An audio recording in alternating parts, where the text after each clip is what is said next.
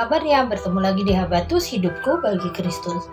Hai adik-adik, hari ini kita akan belajar dari Amsal yang ke-27 ayat yang ke-5 dan yang ke-6. Cuma 2 ayat, tapi kita akan sama-sama belajar bersama-sama.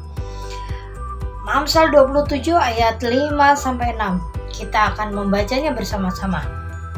Lebih baik teguran dengan yang nyata-nyata daripada kasih yang tersembunyi. Seorang kawan memukul dengan maksud baik, tetapi seorang lawan mencium secara berlimpah-limpah. Mari kita berdoa. Tuhan Yesus yang baik, mohon anugerah-Mu sehingga kami bisa mengerti, memahami, dan melakukannya dalam hidup kami. Dan hanya di dalam nama-Mu kami percaya berdoa. Haleluya. Amin. Adik-adik semua, apakah adik-adik punya lawan? Apakah adik-adik punya kawan? Atau adik-adik punya seorang sahabat yang sangat dekat? Amsal mengajarkan kita dengan beberapa nasihat, terutama untuk kawan. Ayat yang lalu yang kita pelajari yang minggu-minggu lalu mengatakan seorang sahabat akan menaruh kasih setiap waktu dan menjadi seorang saudara pada saat kesusahannya. Itu seorang sahabat. Sahabat itu bisa dikatakan dengan kalau di Alkitab ini menaruhkan kawan karib, kawan dekat gitu kan. Itu berarti mereka yang tahu apa yang sebenarnya terjadi.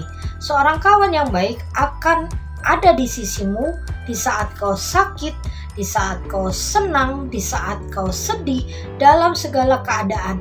Tetapi seorang teman yang pura-pura baik, dia akan ada sama kamu kalau kamu lagi senang, tapi kalau lagi sedih, lagi kesusahan akan pergi.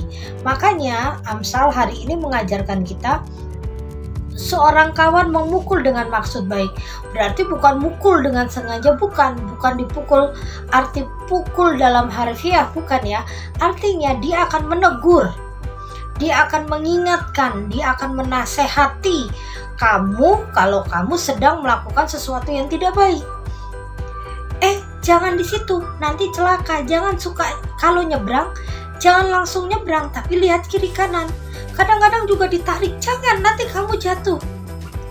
Kesannya temanmu sepertinya menghalang-halangi kesenanganmu, tetapi sebenarnya dia sedang melindungimu dari bahaya. Inilah namanya teman baik.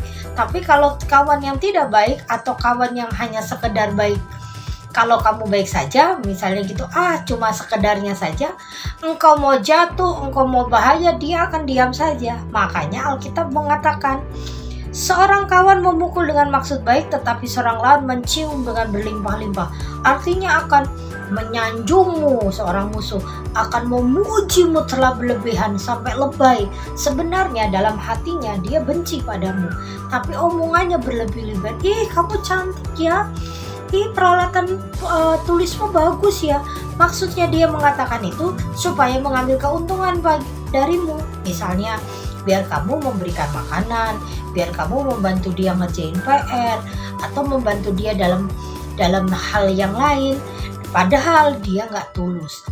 Adik-adik semua, teman yang baik adalah teman yang akan bersamamu dalam suka dan duka.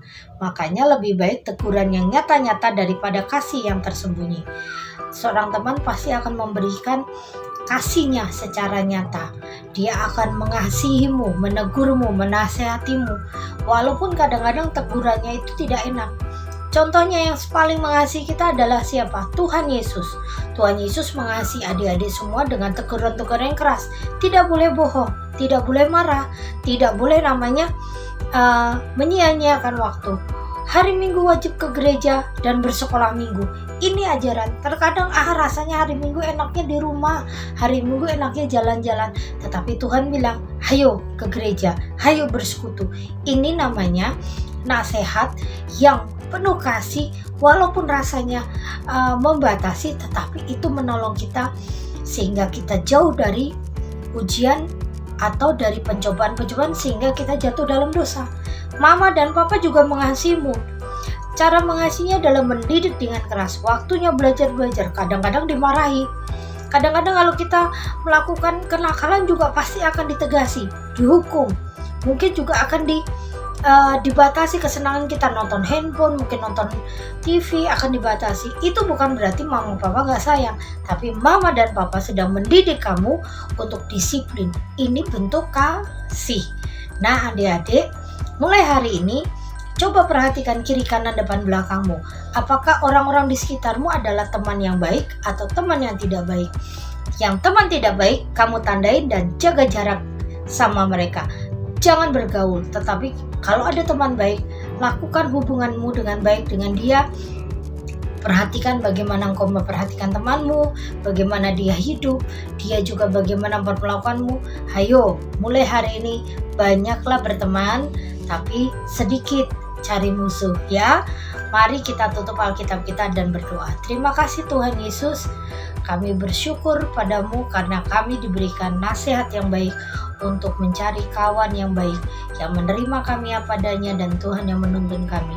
Dan hanya di dalam nama-Mu kami percaya berdoa, haleluya, amin. Selamat pagi, Tuhan Yesus memberkati. Habatus Renungan Harian Anak.